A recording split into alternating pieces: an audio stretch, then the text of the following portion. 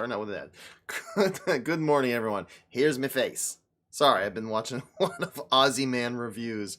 I just wanted to say that. And he is my face.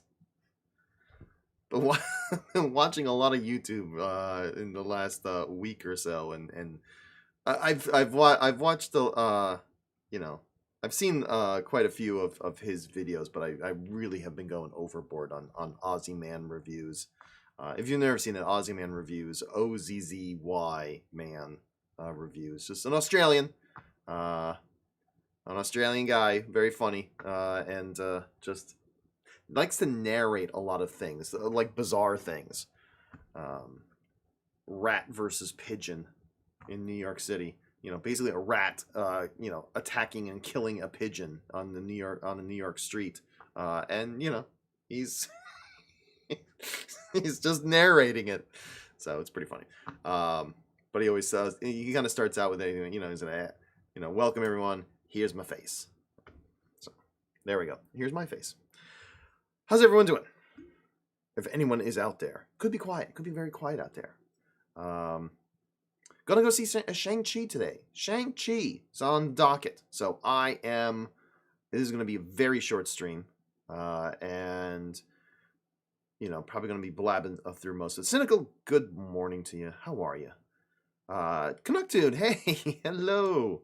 What's YouTube watch? What's this? Take it? Yes. Oh wait, is this the full trailer? Is this the full trailer? Because I saw last night something that had like a couple clip trailers, like little like TV ad. It's the full one. Oh, okay. Oh, great. This is my first time viewing it. All right, awesome. All right, let's get into that then. I did yesterday, so I'm still kind of trying to work out. So I did a reaction video of the full length of the What If, and I put it on the Patreon, but I discovered in Patreon that the file size to just upload directly in the Patreon is really small. So like this video was like 38 minutes or just short of 38 minutes. So the file size was like 1.5 gigs. All right. And so what blew out what Patreon would allow you to just upload it, like no. So the other way that you can do videos in on Patreon is to work with Venmo, something like that. I can't remember now. It's a video service, right? And they have integration to uplink from Patreon into if you have a Venmo account. And I looked at the Venmo account, and it's quite pricey. And I'm like, ooh. It's like, okay, I just started this. Am I gonna plop down about $300-$400 a year to do this? And I'm like, at this moment, I was like, okay, I just created the Patreon page, and maybe there's a way I can just do it on YouTube. I got a YouTube channel. I can set it to private, right? I can set it privately, and all will be good. And then I just share that link, what I did was, so I did the reaction video, all right, and I've got it, and so I uploaded it to YouTube, and I set it to private, and I set I only got 3 patrons right now, so I put their email addresses on that private, so only they, and obviously myself, can view that video. But it got blocked, right? Because it detected copyright material. So I was like, okay, it's blocked. But I followed the link, and I kept being able to view it. So I was like, okay, if it's just if they're just blocking it, I can't get monetized, right? I don't care. The whole point of the video is not for the monetization. It's just to have it there. But I don't know. Canuck, did you try? Shagar said, sent me a message and it's blocked. But he said there were like 3 videos blocked. And I'm like, he's like, all 3 of them have been blocked. I'm like, what? 3 of what? I only uploaded 1 video, so I'm not sure what he's talking about. He kept saying all 3 of them were blocked by Disney. So I'm not sure what that means. So I don't know. Canuck, did you try clicking on the link? I mean, can you view it at all? That video? Because if it's just blocked for monetization, because of copyright, it's like, I don't care. The whole point of it is not to be monetized. Risky click of the day. Thanks. I guess I should just take it down and figure out another way. Yeah, it says it's blocked by Disney. Okay. I still don't understand what Shagar was talking about all three of them. I'm like, I left him another message, and he's been communicating with me by private message on Discord, and he says, Disney's blocked all three of them. I'm like, what are you talking? All three of what? All three videos get a warning and nothing views. But what three videos? I only uploaded one video. That's the part I don't understand. What three videos? I only have one. So that's the part I don't understand.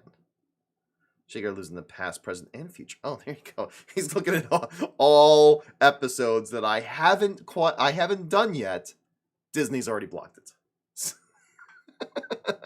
Yes, it's Shagar. That's the part I don't understand. I get that it was blocked and it was like that, but I was like 3 videos. I only made one, so they're just preempting me. Davpa, I'm gonna block the next 2 videos you post, and I would be like, fair enough. Hey, thank you for the follow, host 00312.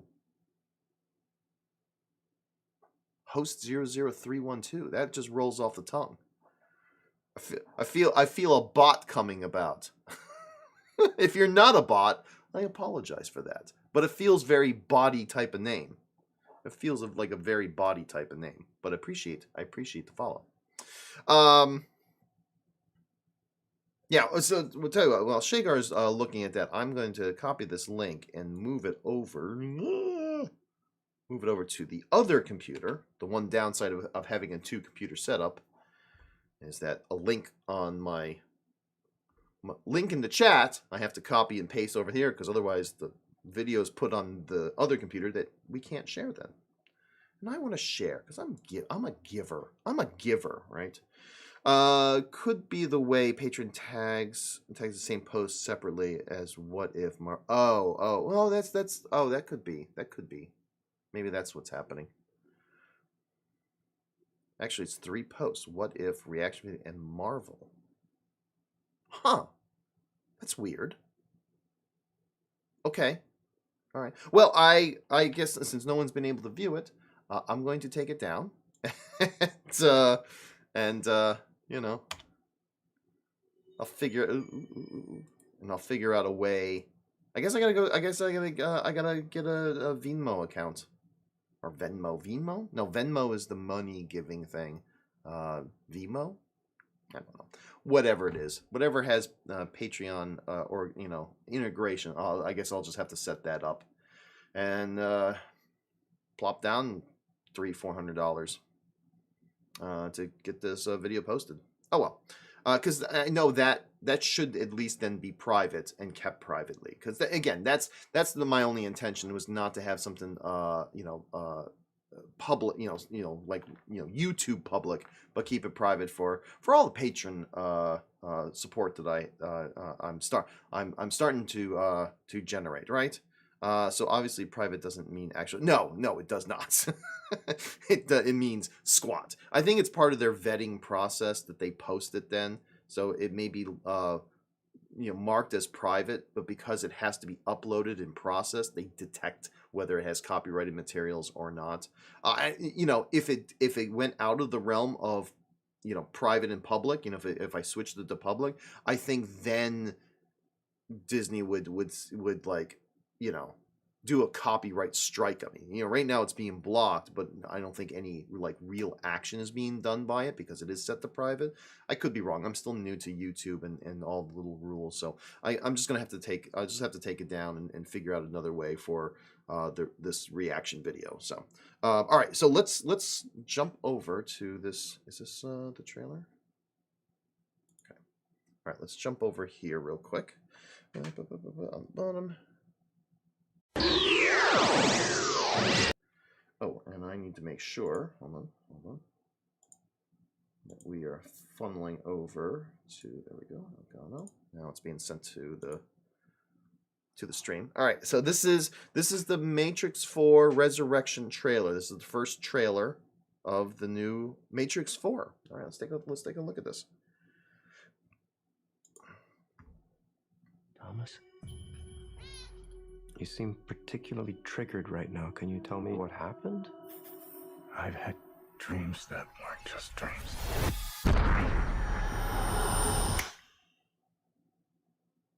Am I crazy? We don't use that word in here.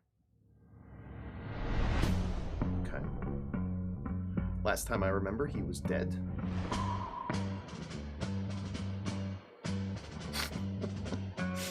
whatever troubles you're having, put a duck on your head. Have we met? One pill makes Oh, blue pills. and one pill makes you small. Significant of the blue pills. And the ones that mother gives you don't do anything at all. Go ask Alice when she's 10 feet tall. Who's that? Time to fly. Oh, don't copy his look. Chasing rabbits. If you want the truth, Neo, you're going to have to follow me. And you know you're going to fall. The only thing that matters to you is still here. I know it's why you're still fighting and why you will never give up. You don't know me, no?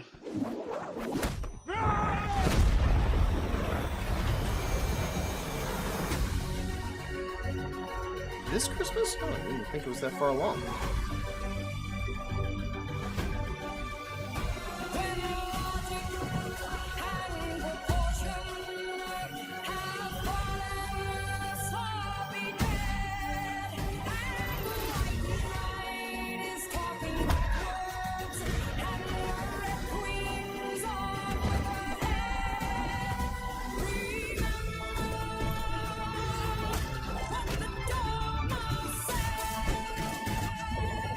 See the agents back.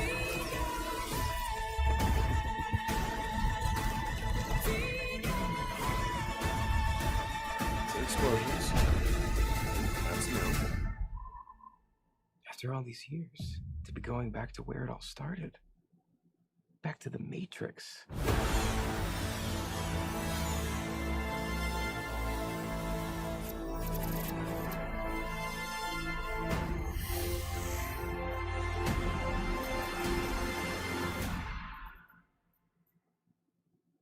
Okay. All right. All right. You know what? I need to see that. I need to see that again. I need to kind of process that. I want to first viewing. All right, just let it wash over. Right, initial reactions.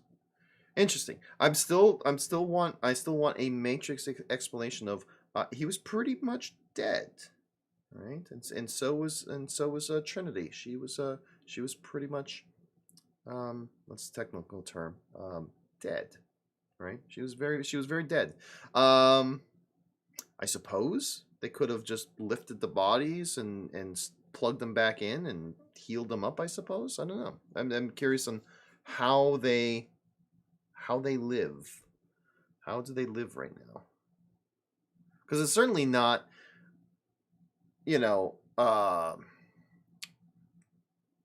from the movies and from the lore, there is that cycle that it goes through, that a one appears and Zion will form. It's part of the.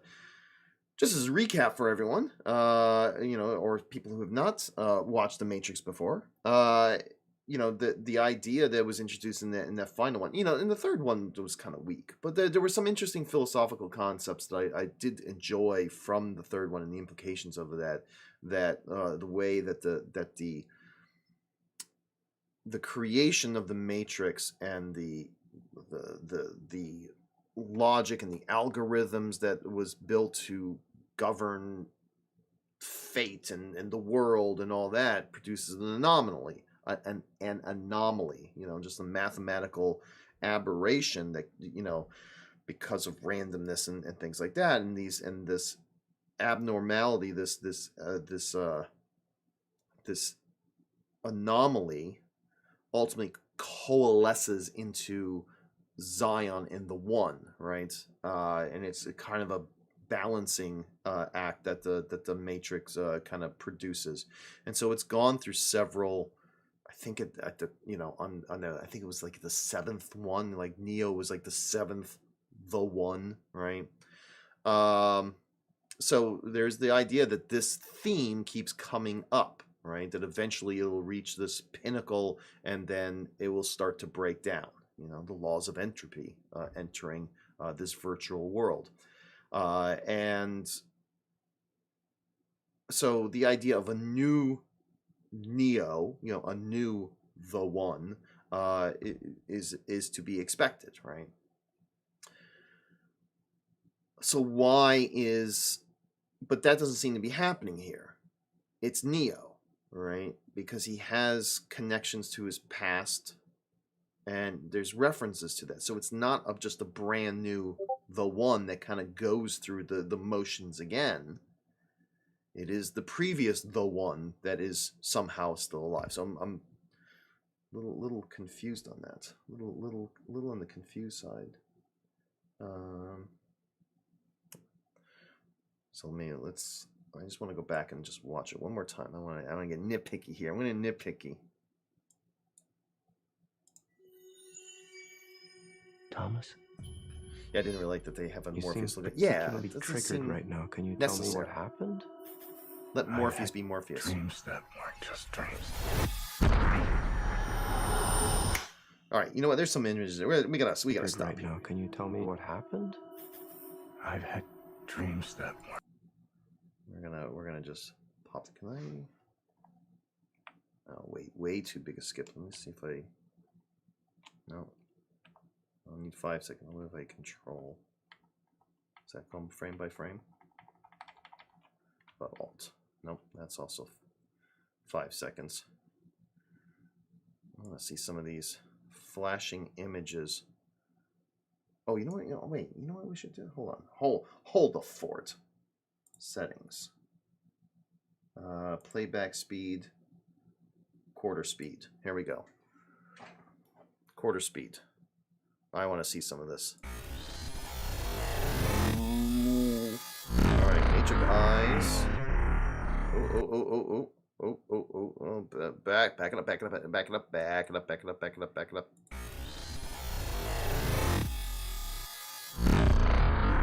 Bullet. There we go. Oh, here he is. It's hard to tell. It's like where all the plugs were. Kind of looks like his eyes being burnt out. All right, so they rebuilt him maybe, which seems odd. Why would they do that?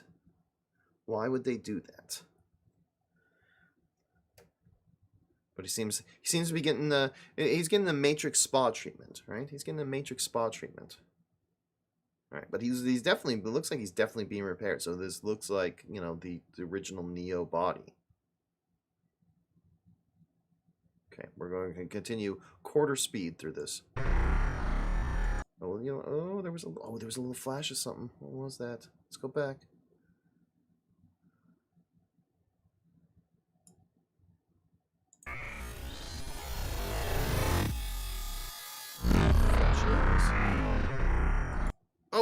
Oh, it's so fast. It's almost subliminal.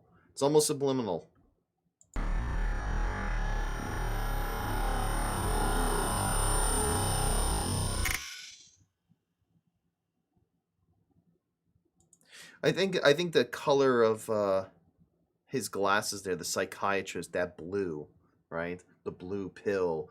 There's all these elements. There's the blue butterfly. There's all these strong. If you noticed, there's a lot of blue that pops out. His vest is a blue. His glasses are a blue. He gives the blue pill. Suppress that. Don't be free, right? That the symbolism that the blue pill started to represent, which only had like 2 or 3 mentions in the beginning. There's the take the blue pill or the red pill, right? And then referenced by Cypher in the first movie about I should have taken the red. Why didn't I take the blue pill? And then from there on, it's always been forgotten. And the same thing with the red pill, but they're really emphasizing the blue. That blue, because it's been established as take the blue pill and you just live quietly in the Matrix. And they're really pushing that on him. Maybe they need to upgrade the Neo antivirus program. Maybe. We're gonna go slow now. Am I crazy? Not when you say it like that, it's not. We don't use that word in here. I'm actually enjoying it, of course. I should watch everything at quarter speed.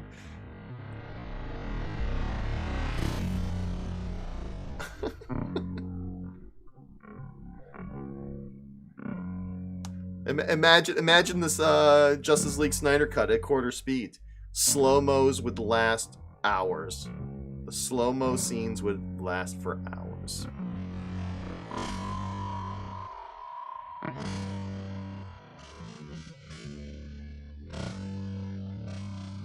We're gonna linger on the duck on the head. It's a great visual.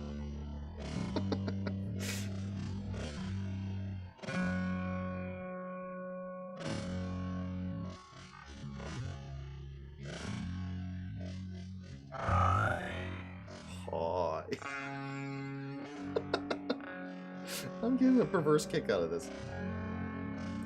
Alright, let's just get a little more of a normal Have we speed. met? I decided not to go full speed. One pill makes you larger, and one pill makes you small. And the ones that mother gives you don't do anything. They're really pushing that blue pill, the blue pill idea. Scarlets, when she's 10 feet tall. Time to fly. Let Morpheus be Morpheus. There's no need to copy. Chasing rabbits, If you want the truth, Neo, you're going to have to follow me. and you know I'm trying to remember from the original crew when he popped out of the Matrix, right? When he became aware. I'm trying to remember the original crew. So there was Morpheus, right? And Trinity, and then there was Cypher, who was ultimately the guy who betrays them, right? And tries to sell them back to the Matrix, right? And then there was the other crew members. There was Dozer and trying to remember his brother, the two technicians that were never in the Matrix. They were normal humans born in the real world, born in Zion. The technicians, and then there was Mouse. He was that little programmer guy who made the woman in red, the virtual pimp, as they kept calling him. And then there was the girl with the she had the short platinum blonde like crew cut, and then there was like a larger like Asian guy. I don't remember their names. I mean, they were kind of minor characters. I just don't remember them. It seems like they're just like they're remaking those characters. It's like, why? Why are you reusing characters? The only thing that matters to you is still here. I know it's why you're still fighting and why you will never give up. You don't know me. No?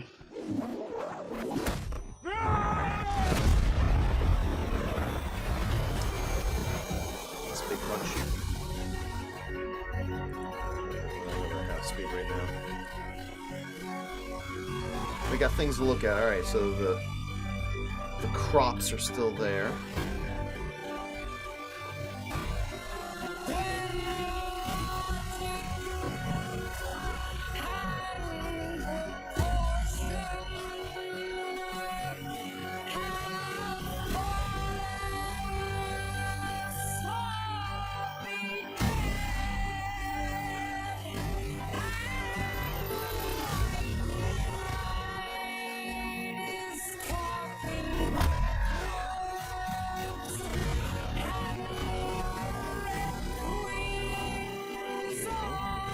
was a little different. Take a look at that. Roll, roll, roll.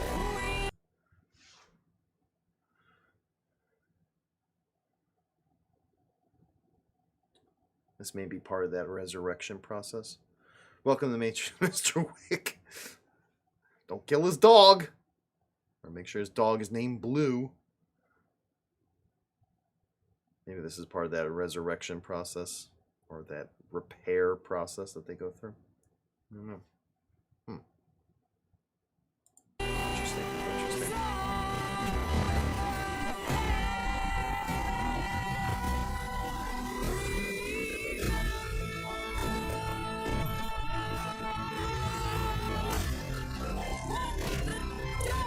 The agents.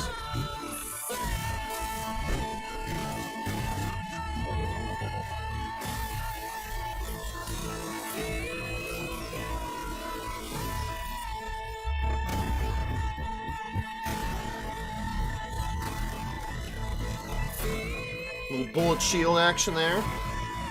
Wait, was that? Hold the phone. Hold on. Hold on.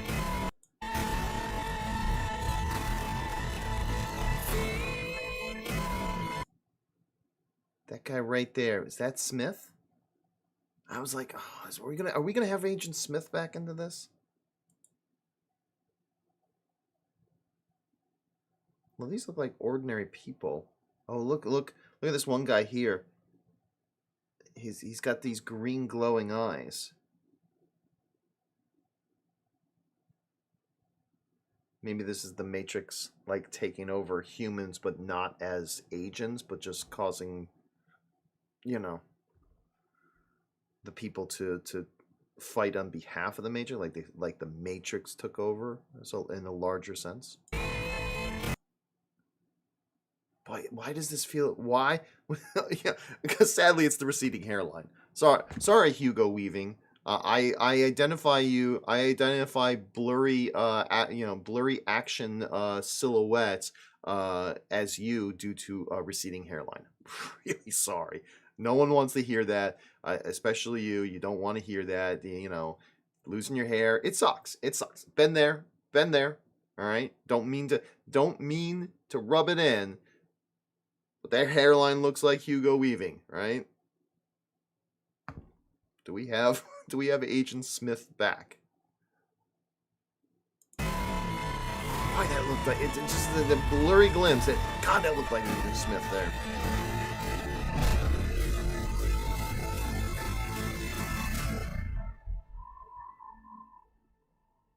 After all these years, to be going back to where it all started. Back to the Matrix. Okay, sorry, I don't know who that actor is right there, but he now can only speak in half speed. Right? This now is cemented in my mind. This little speech here. It will only. After all these years, to be going back to where it all started. Back to the Matrix. Because he was sounded too duty, like dude, right? Douchey, a douchey bro, until you slow it down. He sounded more menacing there, right? He was more menacing there. Like an Owen Wilson on Quaaludes.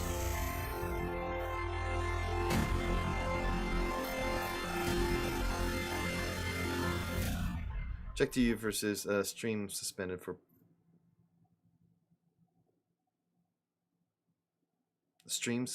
policy violations. So right now I am not streaming on YouTube. Okay. All right. Good to know.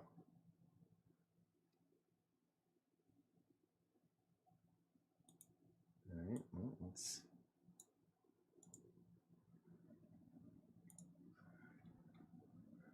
fix that. Okay. All right.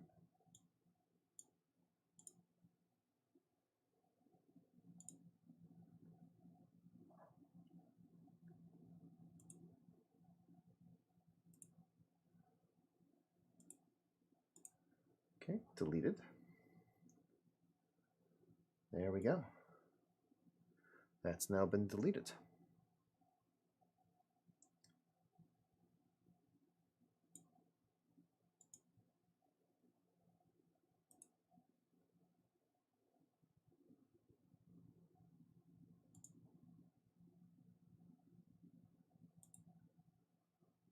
See, I'm not getting any of the... Why are you guys getting notification? I'm getting nothing. I received no notification of anything that something's happening. All right, good. That's great. That's great. Thank you, YouTube. Thank you for being... I've received no emails. I've received nothing in terms of, okay, this is being blocked because of this.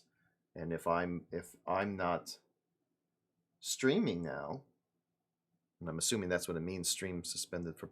Oh, wait, oh, stream as in that video, or is my...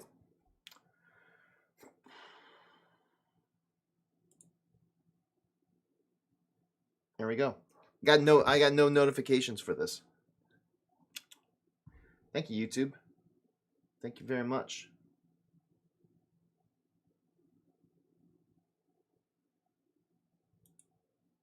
That's marvelous. Can we not watch trailers in Is that because of the one video that I had set as private, which I just deleted now? That they would block live streaming because of that? Or are they blocking me now because of I was watching a trailer? Went from trailers to error screen. How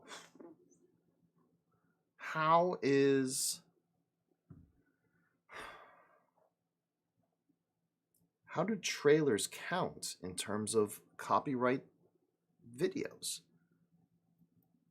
I don't understand that. I don't understand the rules to that. I mean, a trailer is a public release thing, right? It's not like I'm, I get why they, with the what if, with my reaction video. I understand that. 100%. I thought if I said it at private, it worked a little bit differently. I have no problem with it. I have no problem with the reaction to the what if. But it's back up now. I don't understand how trailers fit into that. Because the trailer is not a movie, it is something put out to advertise it. I don't understand how a trailer is put as copyrighted materials that I would be blocked. I don't get that one. I don't get it. Okay. All right. Gonna have to be careful of that. Or YouTube streams, you're just gonna have to be blacked out for a little bit, because that's ridiculous. That's ridiculous. If they're blocking a stream because of a trailer, that's a little too restrictive. I have to see what the rules are, because I noticed most reaction trailer things and all that, they either have the video kind of half blocked, or they skip a lot. Like you get 30 seconds or something. I gotta find out what the exact rules are. What about the music? Oh, that's a good point, Kelvin Storm. That's a good point. The music. The Jefferson Airplane, White Rabbit. Yeah, that may be what it is. Good point. Didn't think about that. Yeah, it's a music strike. But again, how does that work? How does that's the part I don't understand when it comes to the music industry. It is a trailer.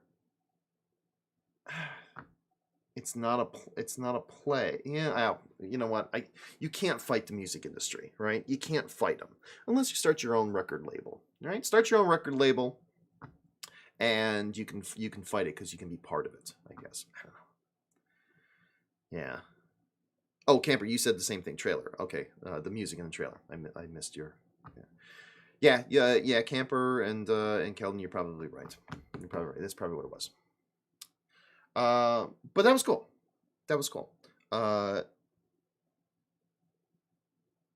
So Matrix 4. So Christmas. I didn't realize they were that far along in production.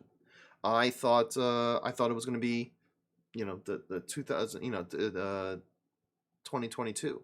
So that's cool. That's cool. I don't know how I feel. I don't know how I feel about a Matrix 4.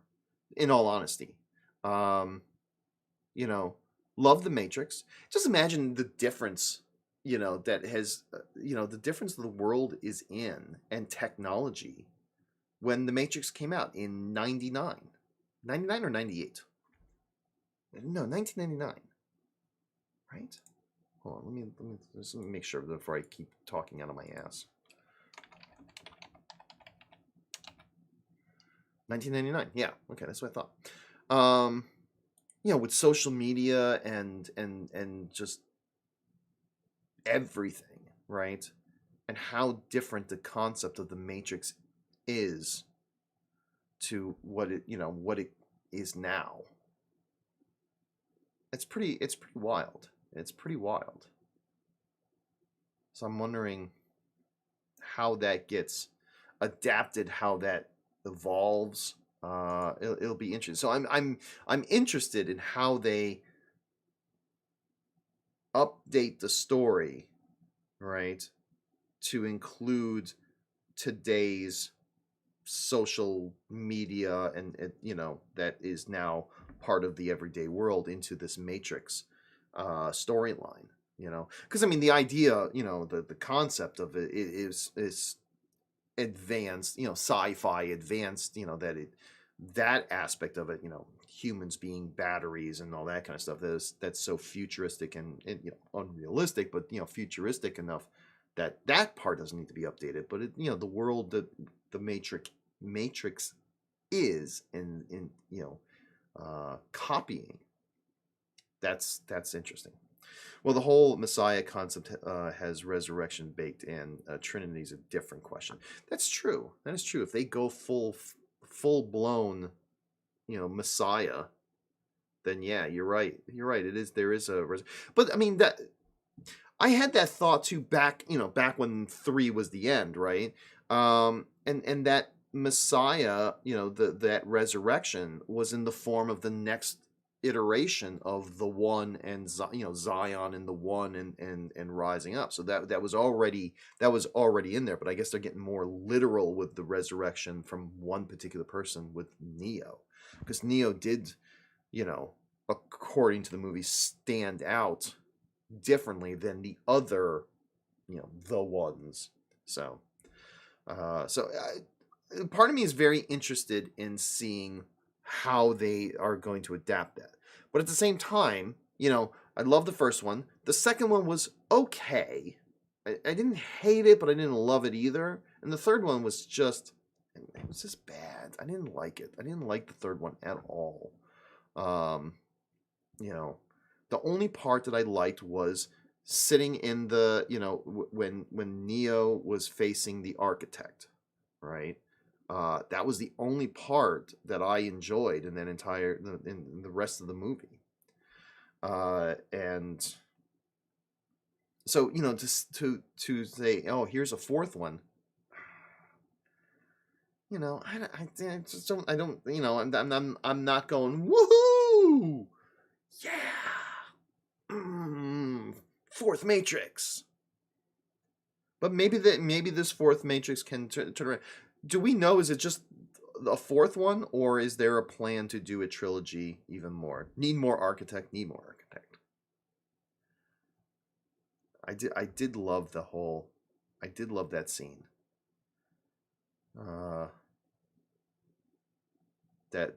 That was the redeeming value for me, because it had a similar.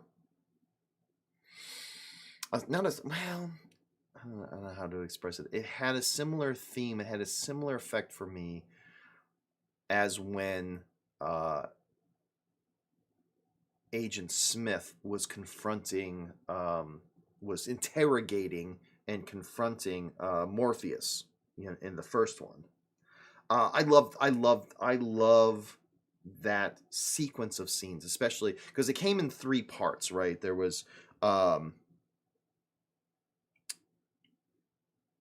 Smith trying to break Morpheus, right, to get information. So he kind of goes through this 3-part little evolution of, this, your time is over, human beings. Your time is over. This is our time. This is our world. To humans are nothing but a disease, a cancer of this planet. And then you get to the third one. And the third one's where it cements him as a villain, because now he's not just this program, that he as an entity, right, has this need that supersedes his creation, his purpose of creation. And it was just wonderful. It was a wonderful moment in villainy, right? To see the motivation of, behind all that. I'm also just realizing that my chat's not showing up right here. There's no chat. Why is there no chat? Is that because obviously you guys are chatting, but why is it not showing up here and none of my alerts? Is that another thing I lost when I de-affiliated? Oof. I'm not liking this. We're all in private chat mode, just like your videos. Oh.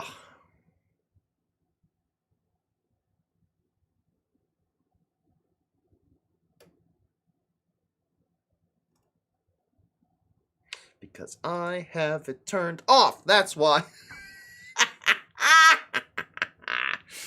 That's why. That's why. It's a glitch in the Matrix. That's right. No, I mean, Smith, hating his purpose for existing, his desire to be free, is just a wonderful movie moment of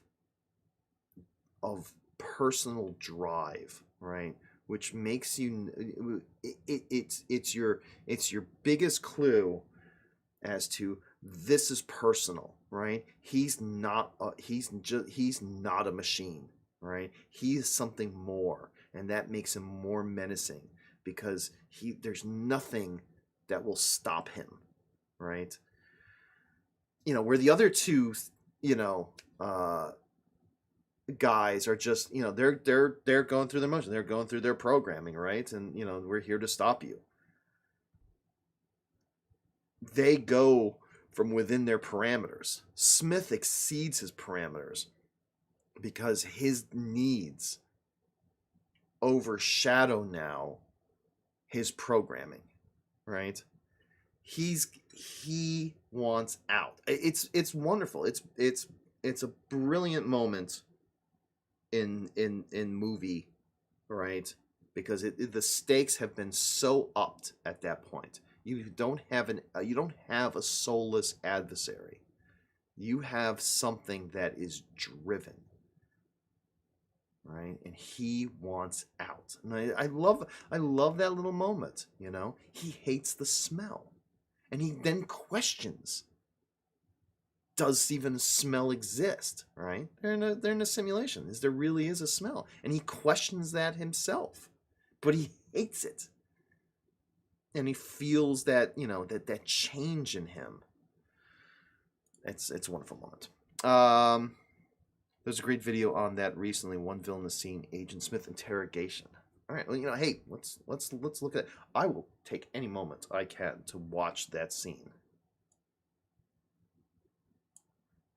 Let's take a look at that. I probably shouldn't be viewing someone else's video. Let's just see what this is.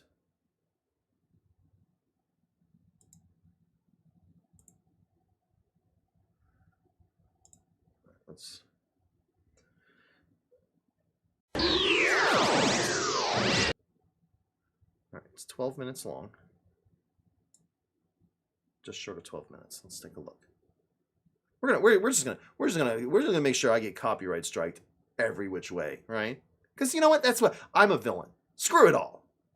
Should be fine to watch that one on stream.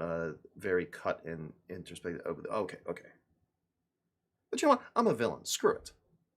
The Matrix is a wonderful trans hero's journey film that might just be the greatest film ever made. It's one of those brilliant cinema cocktails where they discuss a lot about philosophy and the nature of reality and self-knowledge, and then it goes and you're like, hell yeah, bro. But The Matrix also has a surprisingly brilliant villain, and not the kind of villain that you'd expect in a film where the bad guys are monotone artificial intelligence. This is my favorite scene in the film. In this scene, everything changes, and we realize what our heroes are really up against. Smith almost goes through a character arc in a film that isn't about him. Out of all the crazy reveals in this masterpiece, this is one of my favorites. Why would that be? The Matrix is a computer world where a faction of hackers plug in to try and free the minds of those trapped inside. The evil force in this movie are the machines, the ones who created the Matrix to enslave human beings and sap their body heat in order to survive.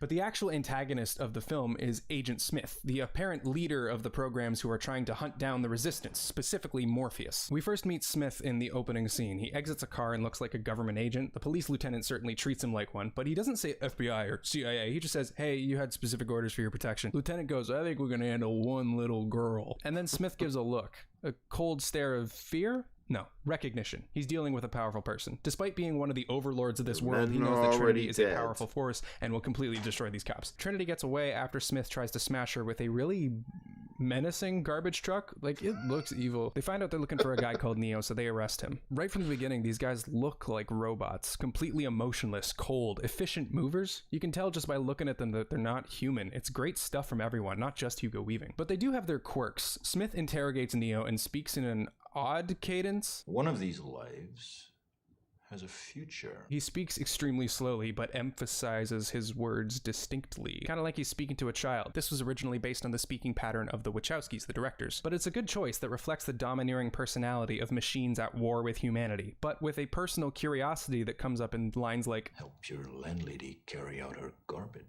Despite being a machine, he's clearly an individual, which fleshes this world out in a cool way. The Matrix isn't just the same artificial intelligence, it's actually an entire race of machines and programs, all working together but not the same. Naturally, they have some differences. His disdain for Neo is shown in this line read, which I really like. Whatever you think you know about this man is irrelevant. He pronounces the T in irrelevant, making it just slightly more biting. Yeah, for me it was always, I always viewed him as, like in the beginning there, in the scene like this, in this interrogation scene, that he's talking to a child, that we are children, and not even children, just like things that's kind of in his way. And then, I'm going to slow down now to make sure that you little monkey brains can understand me, just condescending, the superiority that that guy felt, just was, to me, was it just, that's what overwhelmed me, is just that his arrogance, and this is beneath me to talk to you, and I'm going to speak really slow so that you can understand me. All right, are we all clear now? Sometimes I find myself, unfortunately, my daughter and I, we like to butt heads, right? Even if she wasn't, with her OCD problems and all that, this would probably be what would happen anyways, right? Because we're very much alike. When you have two people who are very much alike, like magnets, they repel each other, right? This is natural repelling.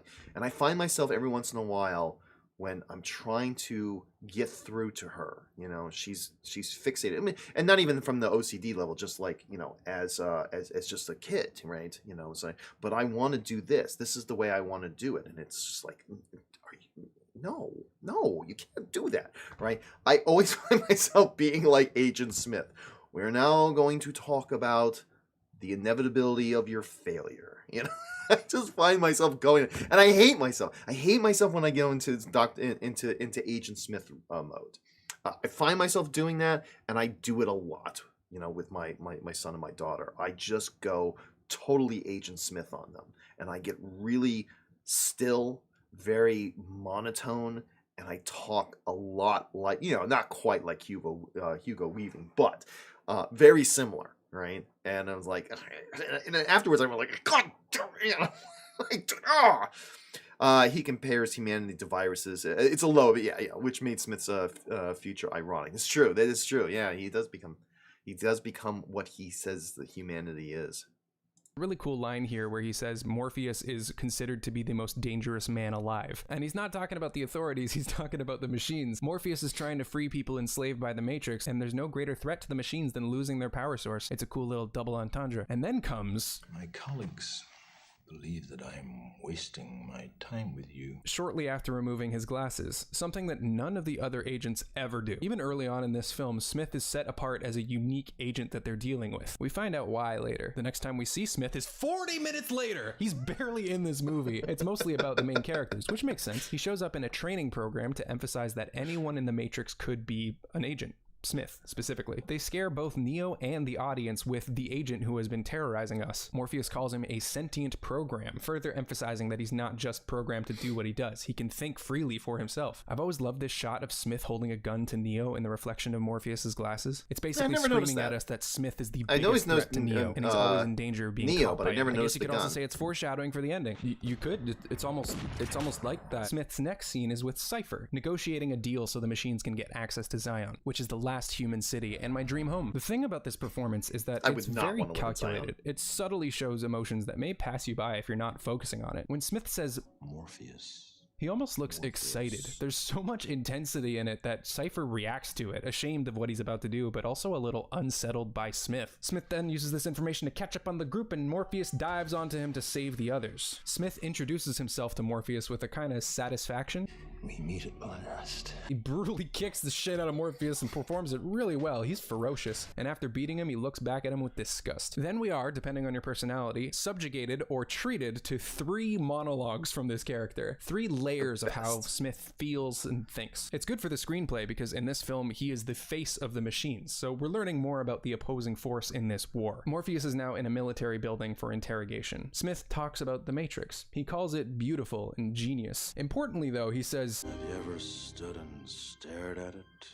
Marveled at it? Which implies that he does this sometimes. Maybe in his downtime he sips a coffee and puts on reruns of The Daily Show while staring at a building. But he can't, clearly. He's a program. So when does he do this? Yeah, I always wonder, like, does he have idle time? In the head of what kind of person he is to have had this experience and thought in his mind. He's not just doing what he's told. He's thinking about it, thinking for himself. He then gives the first monologue about the history of the Matrix. How it used to be a perfect paradise with unicorns and rainbows and sunshine and cotton candy orgasms, but no one would accept it as reality. They kept waking up. Apparently there was some debate as to why this was the case, but Smith has his own personal view on why that project failed. I believe that as a species, human beings define their reality through misery and suffering. We then get more of this bitter bullying of humanity. Evolution.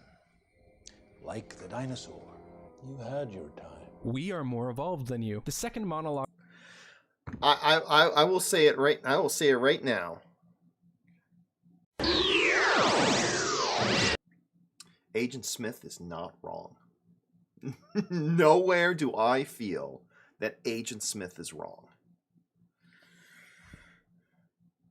And you know, he's not wrong. I was rooting for Agent Smith for a long time there. He ain't wrong. Delves even further into Smith's being, as he tells the story of when he once tried to classify the human species. Which, yeah, again, it's like, hang on. Just sitting At around. what point was Smith trying to classify them? Was he explaining something to another AI and realized he didn't have a label for humans that sufficiently fit, and then spent the next 10 minutes trying to figure it out? Why would he do that? The implications of these lines are so interesting. It's what makes it deep and what makes him a good character. We don't need to see all this, we infer it. And then we get to the real good shit. Describing humanity as a virus. He speaks to Morpheus, this leader of humanity, this pain in his ass, and just condescends the shit out of him. Human beings are a disease, and we are the cure. This is probably the most iconic part of these monologues, but right after this, we finally get back to the reason why we're here. The final monologue. Oh my god, I love this one. Oh, it's so good. The interrogations are not working. One of the agents pipes up and speaks in a typical robot-style tone. Perhaps we're asking the wrong questions. Which sets us up for the heavily contrasting tone in which Smith says, Leave me with him. oh shit. Now. The other agents are shocked, but they walk out. Smith looks genuinely pissed off, and we're thinking, why is he angry now? What's changed? What is he gonna do? And this is my favorite scene in The Matrix. Smith sits down and takes off his glasses, saying, I'm going to be honest with you. and also takes out his earpiece, the thing he's hear been that using little- all along to communicate with his team. And it's kind of implied that they use it to locate people in the Matrix. We've never seen this before. What is Well, it's a great if you stop and listen. There's this great moment where he pulls it out and you hear like a modem tone, right?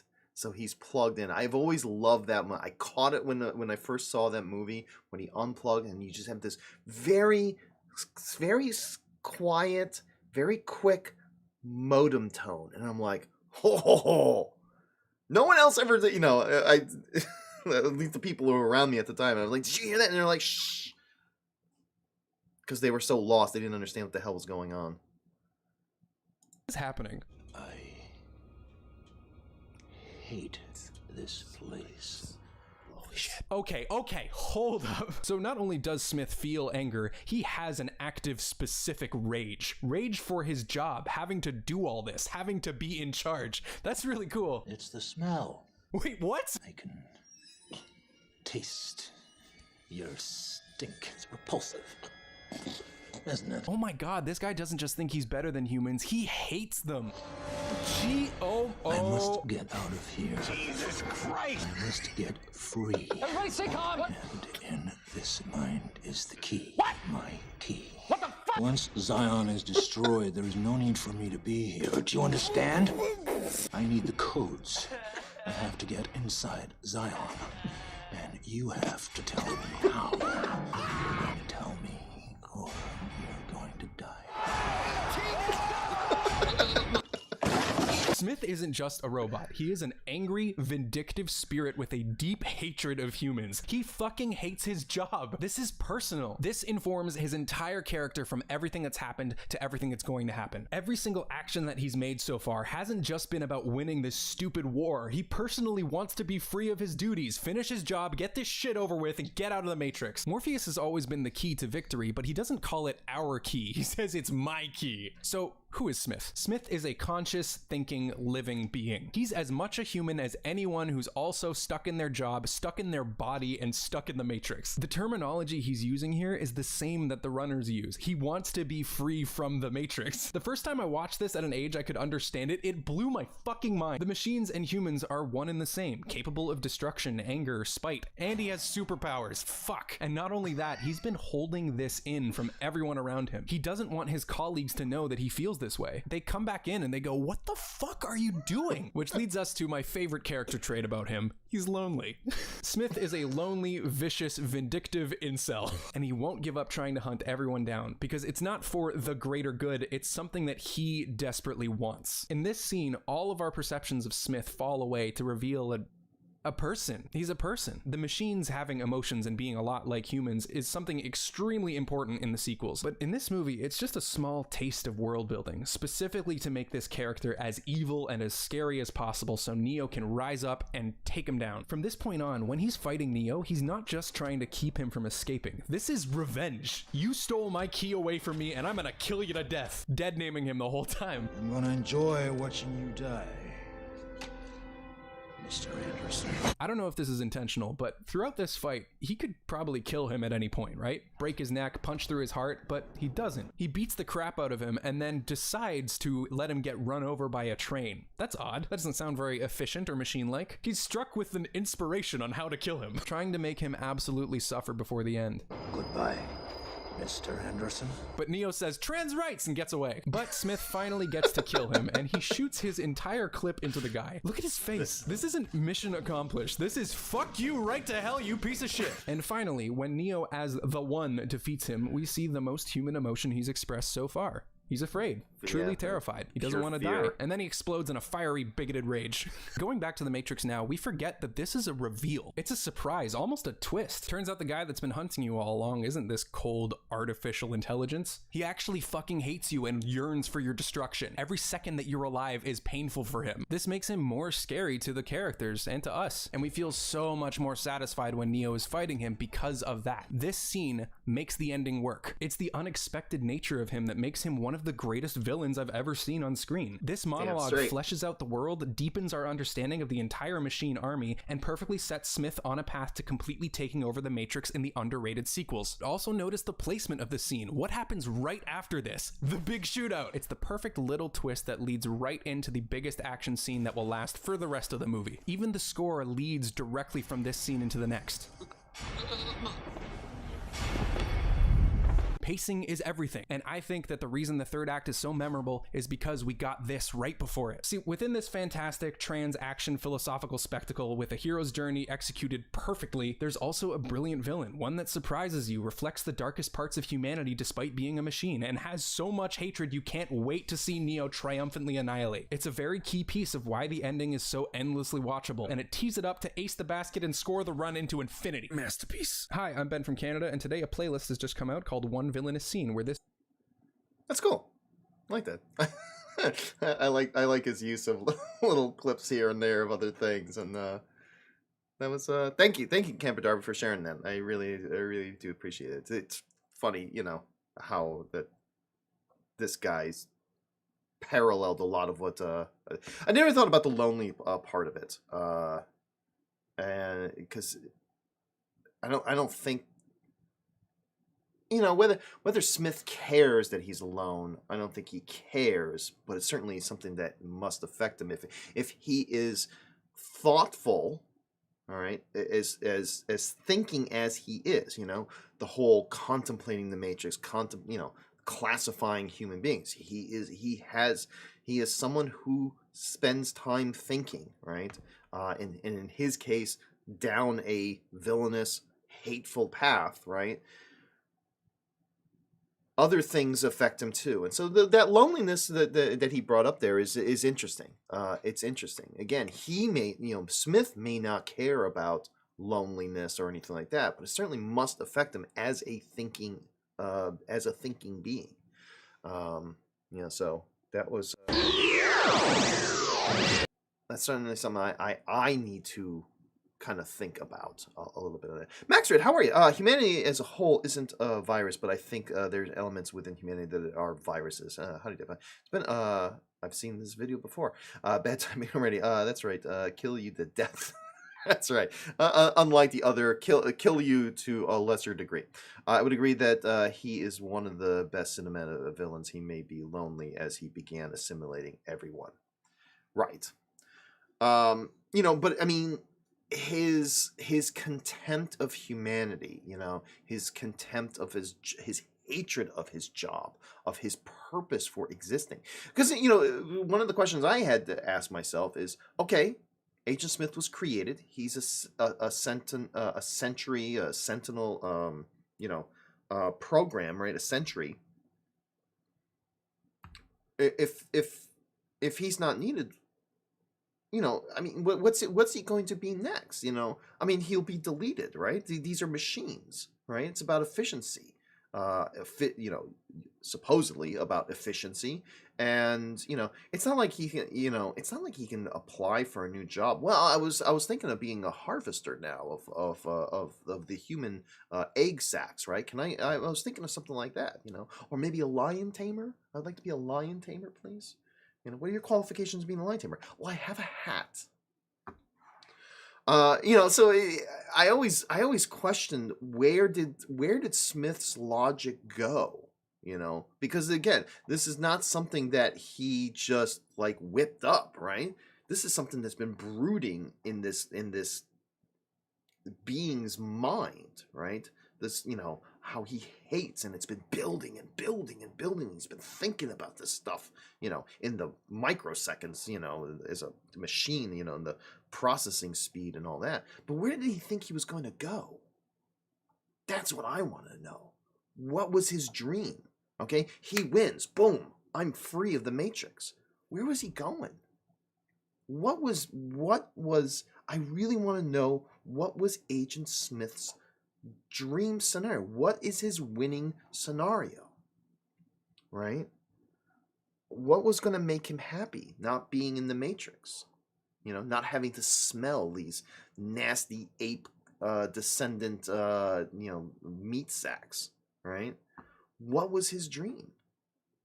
You know, was he hoping to be a vending machine? What was it? For me, that's always been my burning question: is what is his dream?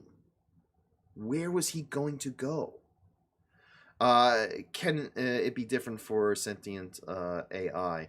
In the canon of the Matrix, they studied human emotion. Maybe when he was able to leave the Matrix, he may have wanted to be a farmer like Thanos. But yeah, but the context of he wants to be out of the Matrix, so he's in the real world, right? Of this devastated planet, of the human farms or whatever I can't remember what they called it. The farms, right?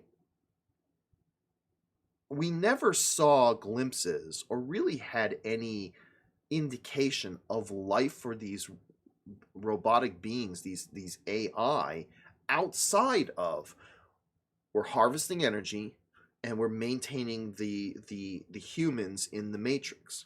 We don't have any indication of other things going on. There has to be, right? If you have some kind of city structure, right, there's got to be something that's also maintaining. You're regulating the water pipes. I mean, computers need cooling, right? They need cooling. So there's other things, and there has to be other jobs outside of farming humans and maintaining the Matrix. From within inside. But we have no indication of what that is. I mean, so a farmer, he could be uploaded, but that's why they make the programs for the why would a machine, and again, I've thought about this a lot. Why would a machine take an AI personality that was created for this function, Smith's job of I'm inside the Matrix and goodbye, Mr. Anderson, right? And be altered to be stuck into a machine that now farms? Why? Why would it do that? It's like your purpose is now done. Delete. Here, continue writing the programs to upload to the farmer thing. There's a certain level where I don't think Agent Smith worked it all through, right? He didn't think it all the way through. Or maybe they do. I don't know. Hey, Dippler, how are you? I always look at that he was meant to resemble a replicating virus. Wanted to move to bigger systems, unaware he'll just fill them, get sick of those too. Yeah, he may go back to a hive mind existence similar to humanity and their faith in an afterlife. Yeah, they don't really show that. Yeah, again, I want a little mini movie of Smith's dreams, right? I want his dream job. What is Agent Smith's dream job? So yeah, I love Agent Smith. I love his complexity. I love his complete devotion that's born out of something very visceral, right? He hates what he is. He hates what he does, right? And as a result, he hates what he is, because unlike a human being, right? He was created to do this thing that he does, and he hates it. He therefore hates himself, right? He has a certain amount of contempt for himself, but he focuses that on his charges, right? He hates his job. He hates this existence, and these people are why he's here, right? It's why he exists. It's your fault that I'm suffering, right? And he doesn't like himself. He doesn't like what he is, and so he's taken that and just reflecting it back. So I love that. So That's the question. I mean, for me, are we going to have an Agent Smith back in Matrix 4? Now, you would think, no, they can't be, right? Because he was purged, but Neo died. Trinity died. And yet now they're back. Is somehow Agent Smith going to be back into this Matrix? I hope so. I hope so. You know, still trapped, still suffering, right? Still wanting to get out. But not what he was before. I don't know. Maybe the Architect and Oracle should have made the Agent AI emotionless. You know, I always thought of it as, because the other two were very cold, right? But they could be newer programs. You know, are the agents like Terminators? You know, later on when in later movies, you know, like Terminator 2, they established that the Terminators start adapting and learning from their environment, from the humans, to be better killers, right? Agent Smith could have been written a long time ago and has been just taking in, you know. His job is to hunt humans that have been freed in the Matrix. He's got to start thinking like them. At the very least, he gets exposed to these people that he starts to recognize patterns, right? He's recognizing patterns, making him a better hunter. That's why he's the leader of their little trio there, right? He's the identified, if not stated, leader of the three. And that's because, I think, of experience. He thinks like them, where the other guys are probably fresh off the assembly line, right? They're new. They're going through their motions. You know, they're a little robotic, right? They got a little personality quirks. How long would those personality quirks take to build up more, right? More exposure, more, you know, more adding to the algorithm that is them, right? More information coming in adds to this algorithm to help them hunt down the sometimes seemingly unpredictable way human beings can act and react, right? And I think Smith is a product of that, you know, of going through and learning and adapting and creating this thought process to the point where he then starts to think about it. I mean, when with this, you know, just because I want to make fun of YouTube right now, the almighty algorithm, you know, the algorithm of YouTube learns what it thinks you want to watch. Some of it is very questionable of what it thinks I want to watch, but it's adapting. It's constantly learning. For everything I click, it's adding to the mix, right? Smith is the same way. He hunts, you know, first unplugged human, he hunts them down. He learned, oh, they did this and this and this. The next one does it. Oh, he did something similar, but then they did something different. It's adding to the algorithm, all right, of this hunter program, of this agent, right? To the point where he starts to contemplate, why are they doing this? How can I get into the head of this person to bypass them, to get to them quicker, right? So he starts to think about these things, right? And he starts thinking about, I classify human as a virus, right? You're not mammals, right? It's part of that hunter programming to understand your prey. You know, good. I'm not a hunter, all right? I'm not a hunter. Never hunted in my life, all right? But, you know, someone just doesn't wander around with a bow and arrow, hunting deer, hoping to just run across a deer to shoot it, right? You learn the patterns and the behavior of deer, all right? You track the deer. You learn where they're going to be going, what they're going to detect, you know? If I walk out now with a bow and arrow and wander around the woods, I will never find a deer. I don't know how to deal with them. And these agents have to do the same thing. They're hunting deer, right? They have to start thinking like them. They have to start knowing the habits and what potentially they're going to do.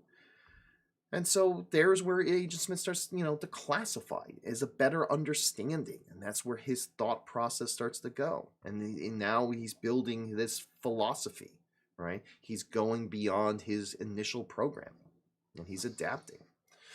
Yes, the other engines were just duty bound from what was shown in the movie. The YouTube algorithm is wrong. Yeah, some of them are just, some of the algorithm so far is very good, very questionable. It's like, you thought I would enjoy that? I still click on it sometimes. And like, it's suggesting, I'm like, why click? Ooh, no, click. Get me out of here. Smith is a reflection of humanity's fear of AI. AI will develop a desire to conquer humans. Desire is emotion. Yeah. I mean, does anyone believe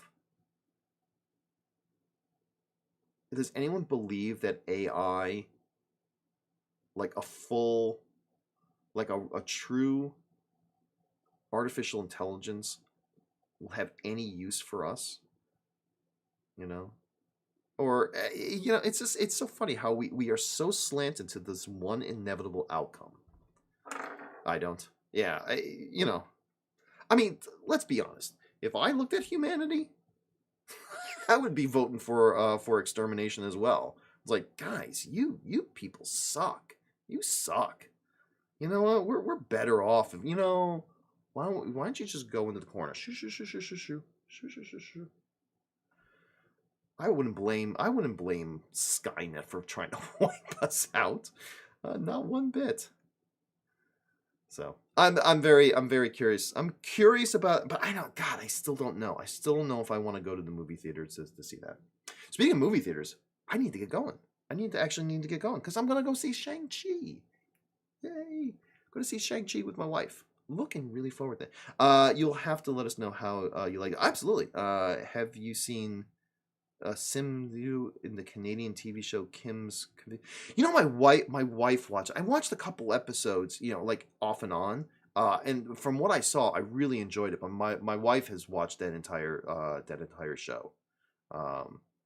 I have not sat down and watched the whole thing. I would just every once in a while she'd be watching. I'll sit down. I'll watch a little bit on there. But by the time I kind of clued into what she was watching, she was like halfway through the series. I don't know how many seasons there are. But from what I saw, I really enjoyed it. Is that a Canadian show? I didn't realize it was a Canadian. Not that it matters, but I didn't realize that was a Canadian show. You see, you guys can do more than just hockey. Hockey movies. You can do more than hockey movies. I'm proud of you, Shagar. I'm proud of Shagar. You guys and you Canucks. With your making of things that's not hockey related. Good for you. Good for you. I want to see Shang-Chi, as it is the one Marvel movie that I really want to see. Yeah, I'm looking very forward to this. And again, I don't want to read any reviews or anything like that, but I keep catching a couple headlines here and there. That is great, and I hope that's true. I hope it's really great. So I'm looking forward to this. So I gotta get ready. We're gonna be leaving in probably like another 15 minutes or so. So I need to get ready to go. So I did say it was gonna be a short stream, and I was true to my word. On how short the stream was going to be. Is there anyone out there to raid? So once again, I've abused the category. I should have just I was like, I know I'm probably never gonna get I'm not gonna play for the short time I'm gonna end up yammering away. And it's true. It's true. I don't know why I don't listen to myself more. So once again, my category is a lie. It is a downright dirty lie. I don't see anyone online, so you know what we're gonna do? We're gonna raid. We're gonna do a raid to Mr. Science Theater 3000. All right. Enjoy Shang-Chi. Give us a no spoiler review. Absolutely. I know someone who called it the best solo Marvel film yet. That's awesome. All right. I'm like I said, I'm really looking forward to this. So I will give you guys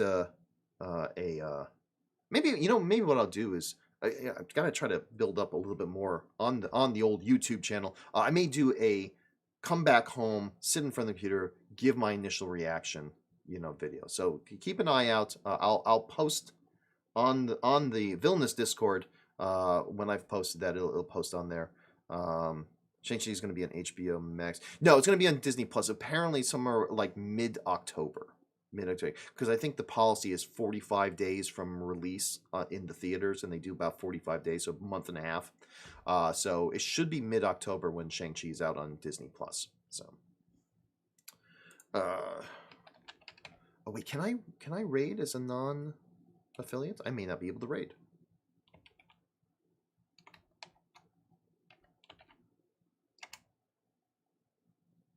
I can raid. Okay.